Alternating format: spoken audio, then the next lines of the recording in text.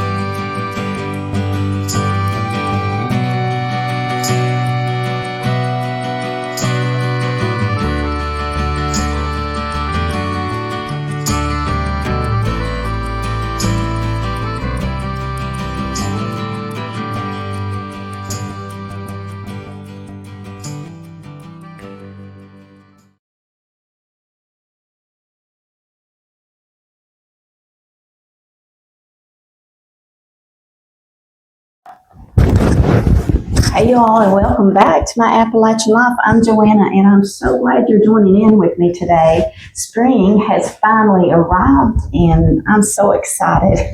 I hope winter is gone for good, but no, I know we have all these different winters we have to get through. I think there's 5 different ones of them. This past week, we had 2 days of snow and whipping wind, cold.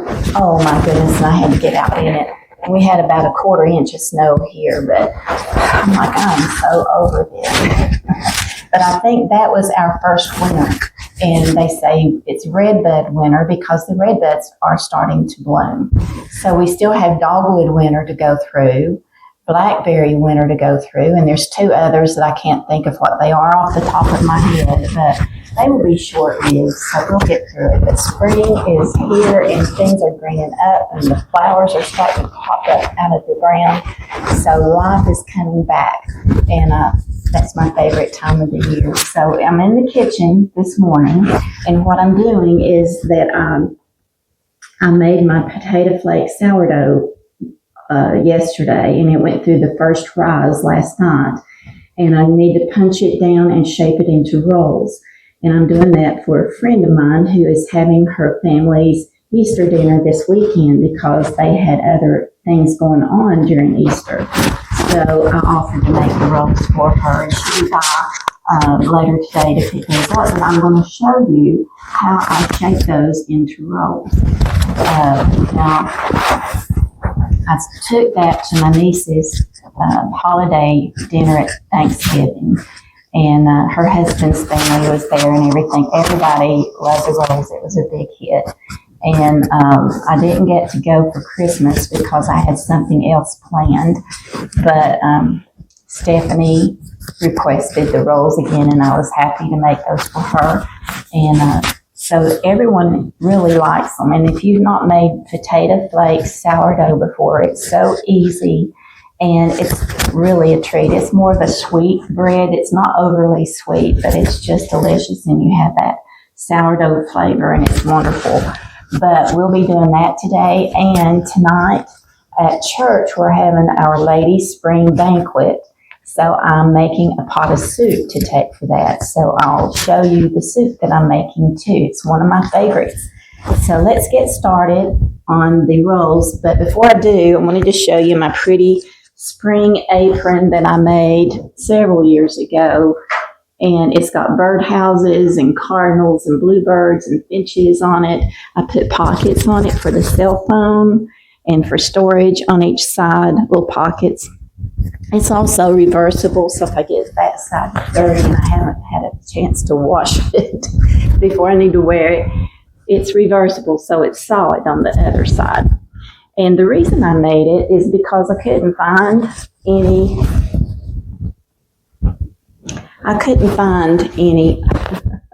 aprons in the store that I liked. I was looking for my microphone. I thought I forgot to put my microphone on, but it's on my apron. So I hope the sound has been okay with me flipping this thing around. But there it is. Sorry about that. But none of the strings were long enough to suit me. You know, they were little short strings that you barely could get behind and tie. So I made one with long strings because I like to wrap it around and tie it in the front. So that's what I'm doing. And we'll get started on shaping these rolls, and I'll get you down so you can see what I'm doing.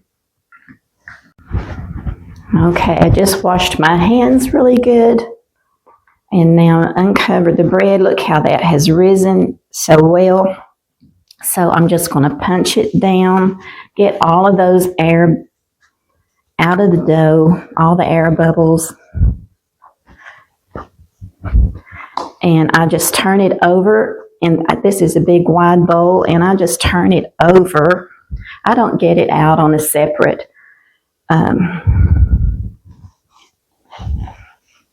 what am I thinking about? Cutting board or something. Just to dirty something else. So I just roll it up here in the pan and just knead it a little bit. And punch it down.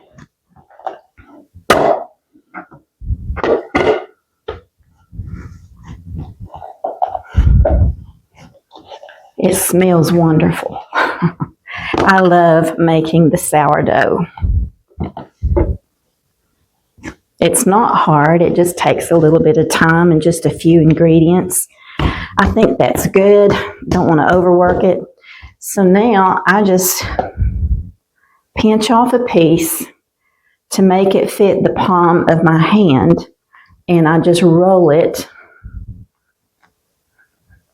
into a little ball, and then I take it and stretch it out and pinch it on the bottom on all four sides. And there you have it. I'll show you again. I don't know if I got that in the camera good, but it's starting to stick, and I need to get my little bit of flour out. My flour shaker.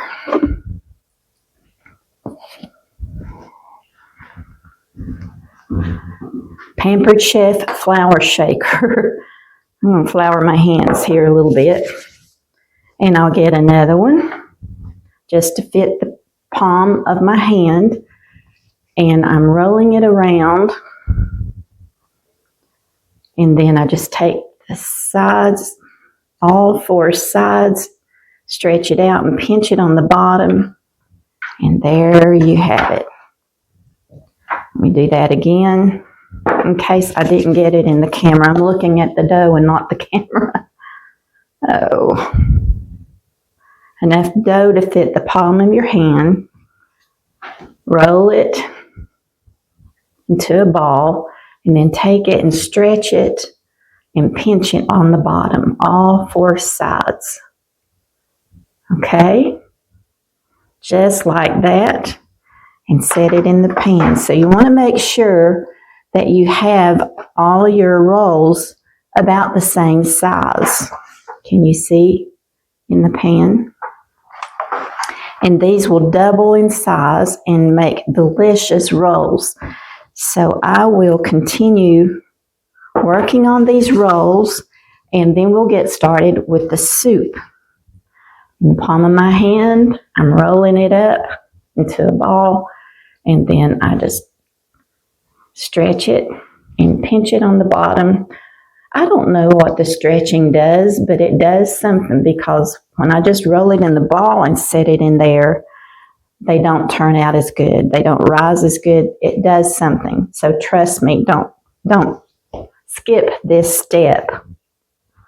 I'm rolling it until it's in a ball, and then I just take it and pinch it on all four sides and pinch it underneath. All right. We'll get these done, and I'll be back with you. So here are the rolls I've shaped for my friend Donna. So there's 9 in each tray, so that's a total of 18 for her. And I think there's just 6 to 8 people at her dinner, so that should be plenty. And I had another pan that I'm keeping for myself, and it's also 9. And I've wrapped these up. Instead of letting them raise, I'm going to put them in the refrigerator. And when I'm ready for them tomorrow, I will set them out and let them raise for probably 4 to 6 hours. And they will double in size, and then I'll bake them. And I'll have some good fresh sourdough rolls for myself too.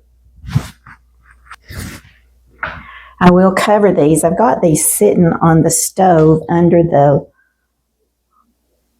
hood with the light on, so help them stay nice and warm. And I'm just covering them with a cotton towel, and just let them sit there and rest and do their thing for the day. Okay, let's get on with the soup. And today I'm going to make cabbage roll soup. It's one of my favorites, and I've not had it in a long time. So I think I'm going to go ahead and make that to take to Our Lady Spring Banquet tonight.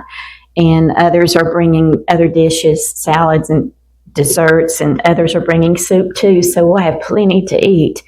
But I'm making it in the Instant Pot.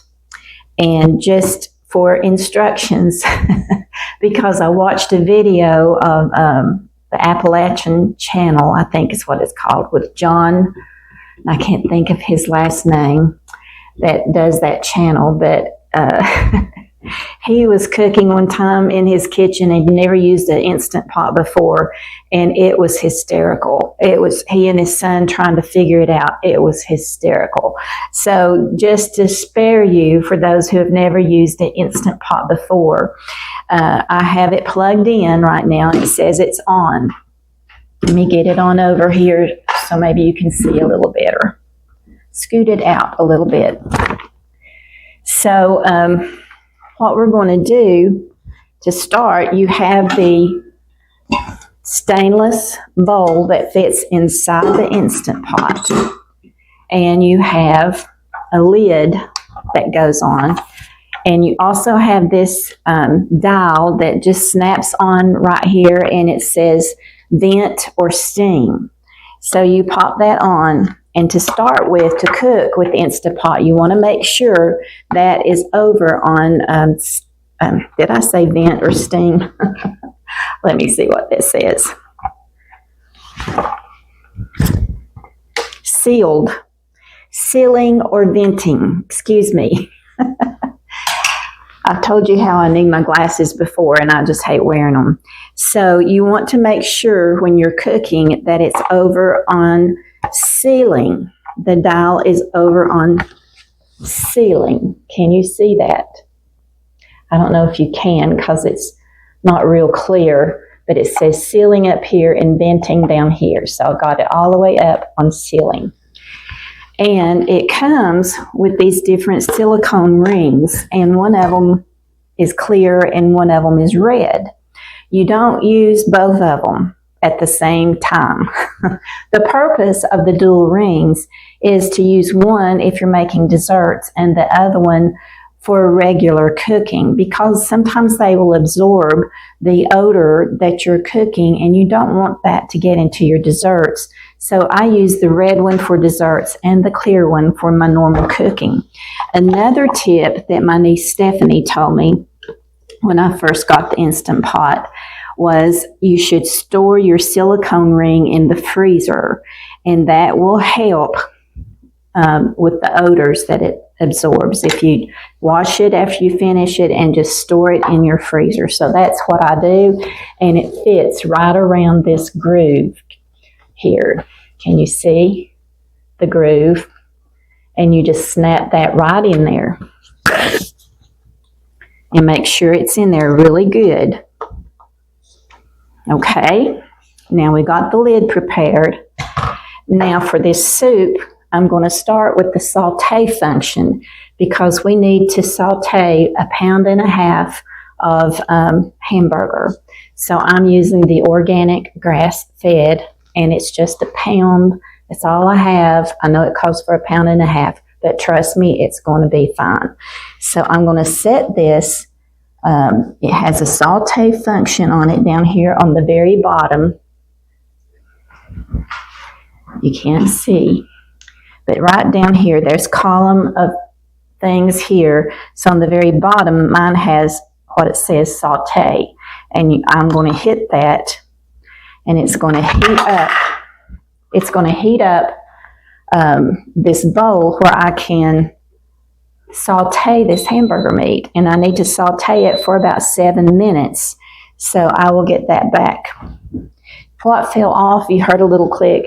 This is a little plastic little bowl container that fits on the back side over here, and it catches any drippings.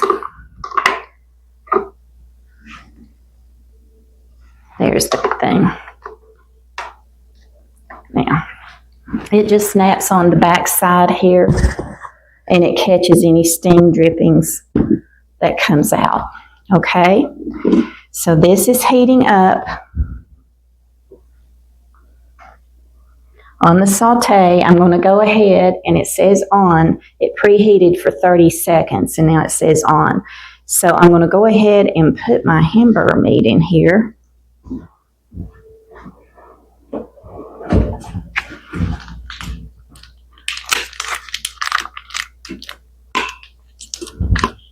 I'm not putting any oil in because the hamburger meat will have plenty grease in it. And once this is cooked, we're going to drain the grease off of it and set the meat aside.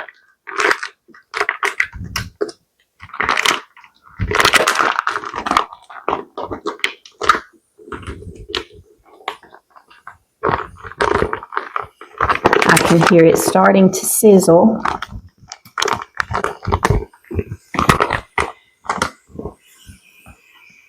Okay, can you hear that?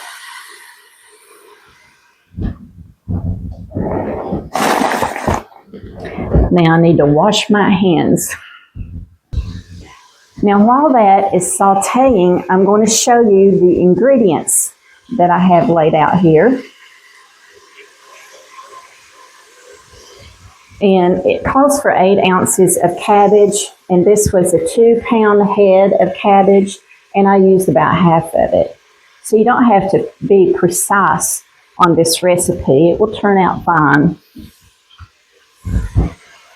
And it calls for, I've got it chopped up here, 1 whole carrot, peeled and diced, a cup of diced onion, and there's my cabbage that I chopped up.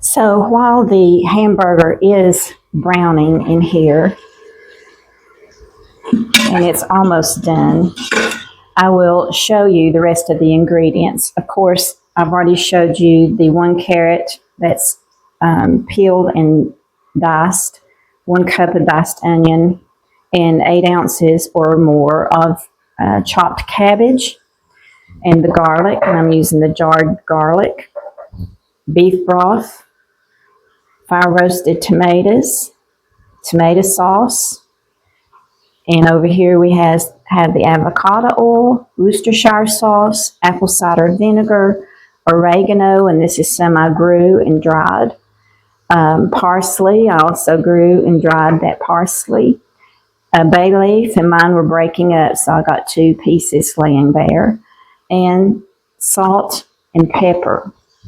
And that's all you use in the recipe. So as soon as the hamburger gets done, I will drain it and we'll start assembling everything and let it cook.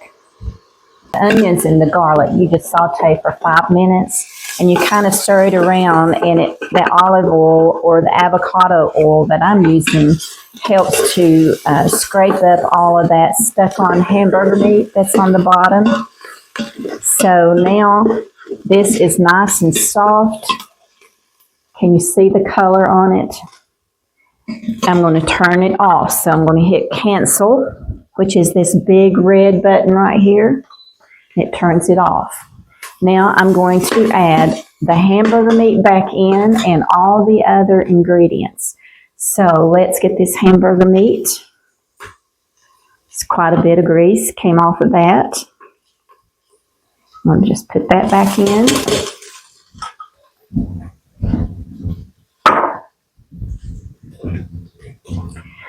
And I'm going to put in this whole box of beef broth. It calls for, let's see,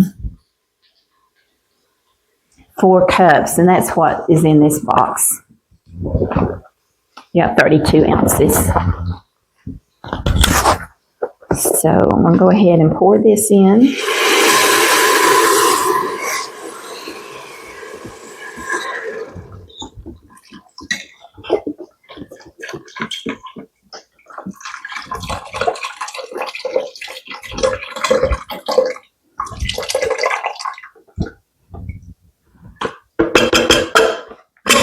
Okay, and then I'm going to add the carrots and the cabbage.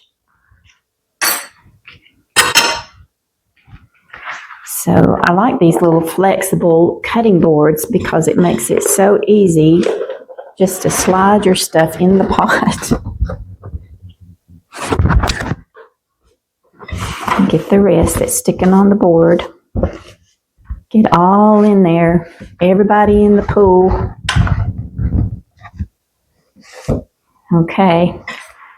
I'm going to go ahead and stir this up a little bit. This is already smelling so good, guys.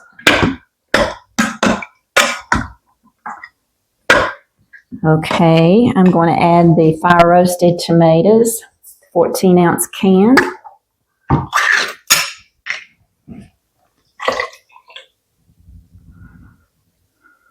Okay. And then goes in the 8 ounces of tomato sauce. Now I need to find my opener. I'll be back. Aha, I found it.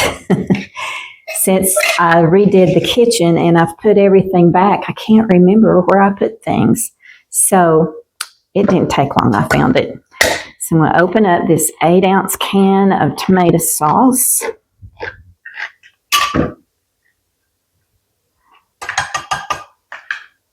Okay, in it goes.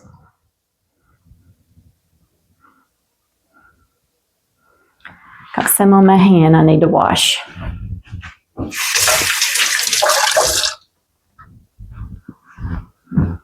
All right. Then we need a tablespoon of Worcestershire sauce.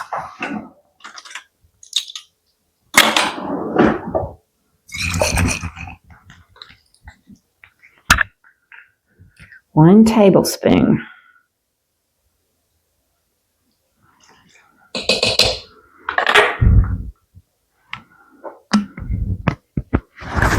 And we need a teaspoon of apple cider vinegar. I'm just going to use this spoon that I measured the garlic out with. All right. I'm going to put in the bay leaf. 2 tablespoons of parsley. Not a tablespoon. I'll use this other end.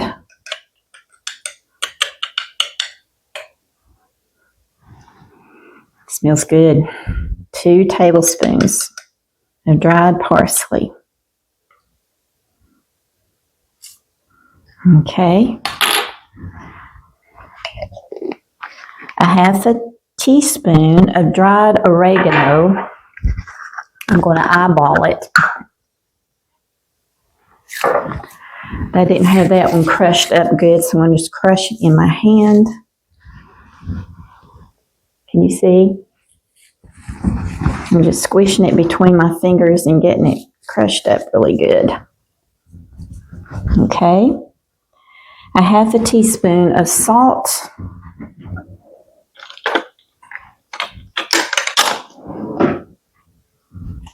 I'm using pink Himalayan salt. Half a teaspoon. And a half a teaspoon of black pepper, and I'm using the coarse ground black pepper.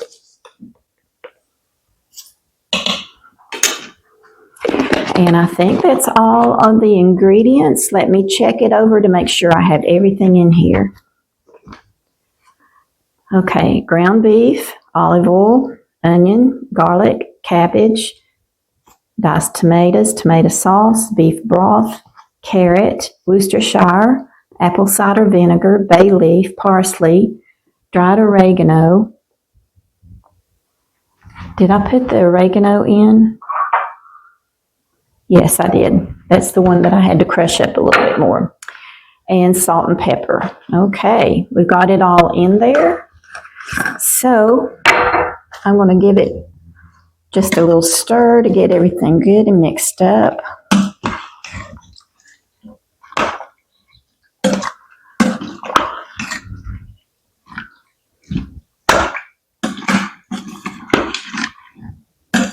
And scrape down off the sides.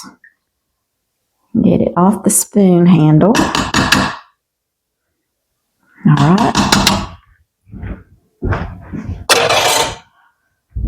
We are going to put the lid on now. So the lid, this is the front side of the Instapot. This is the valve that you set to sealing, and it goes on the back. So you just set it on until you heard it connect there. It beeped a little bit, and then you turn it to the right to lock it in. and make sure that's back here on sealing, and it is. And we're going to cook this on high for 15 minutes. Now mine has a soup function. I'm going to hit that right there. It's set for 30 minutes, but I'm going to move that down.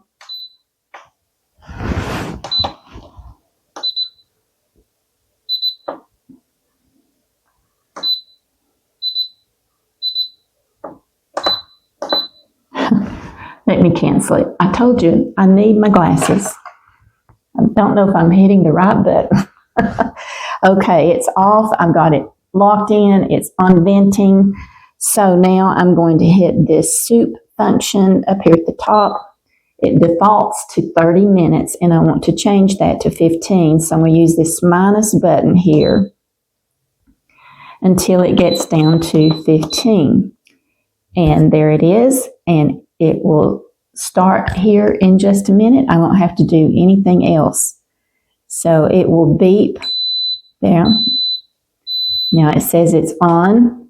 So it's heating up. And once it comes to temperature and the pressure is in there, then it will start the countdown of 15 minutes.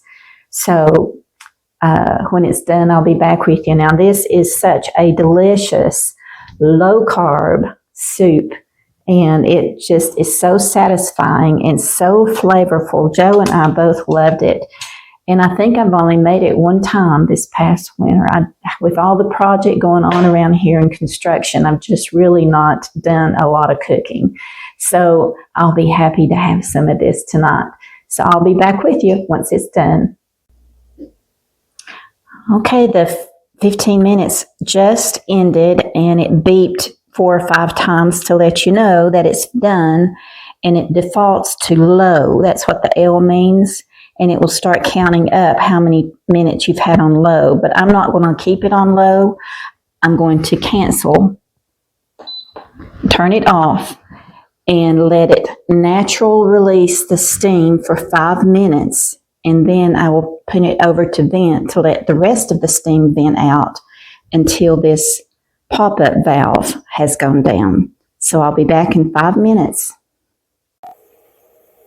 Okay, it's been going through a natural release for about 5 minutes. It still has pressure in it. So now I'm just going to switch this button here, this knob, over to venting, and it will vent out the rest of the pressure. Make sure you stay away from this because it will shoot hot steam up. It's almost completely vented, and the pop-up valve will go back down. You do not want to open the lid until all the pressure is completely out. There it went. Okay, it's safe to open it up. Give it a turn counterclockwise. And you don't want to just lift it up automatically because all of this steam is going to come up and you don't want to get burned. And another thing, don't have this sitting underneath your cabinet where all that steam goes up on your cabinet. You need to have it open air for that steam to come out. So I open it away from me, crack the lid, and you see all that steam coming out. And what I like to do is just to let it sit cockeyed there a little bit, not completely open, to let a lot of that steam come out. Let it escape slowly so it doesn't just give a big burst of steam. I'm going to go ahead and take that off, and look how delicious that looks inside. And it smells wonderful. So now I'm just going to put the glass lid on it, seal that up, and just let it stay warm. And I've got a few hours yet before I have to leave for the Ladies' Spring Banquet. So I'm just going to let that sit there on warm, and probably an hour before I leave, I'll turn it back on low to heat it up so it'll be real good and hot when I get there.